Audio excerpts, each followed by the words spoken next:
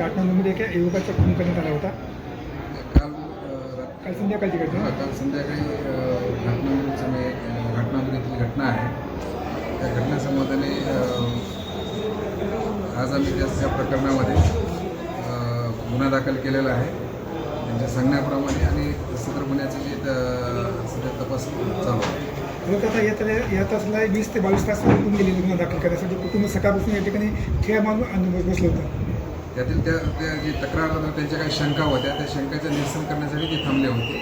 त्यांच्या शंकाचं पूर्ण निरसन केलेलं आहे. या प्रकरणात किती आरोपी होते आणि किती आरोपीला आपण ताब्यात घेतलेले? या प्रकरणामध्ये एकूण 7 आरोपी निष्पन्न आहे सध्या आणि त्याच्यापैकी 5 आरोपीला आम्ही ताब्यात घेतलेला आहे. आज कुटुंबाला कुठलं आश्वासन पोलीस प्रशासनाकडून देण्यात आलं? जो काही ते कायदेशीर तपास आहे तो पूर्ण तपास आम्ही करणार आहोत आणि ते त्यातून जे निष्पन्न होईल त्याप्रमाणे आम्ही तपास करणार.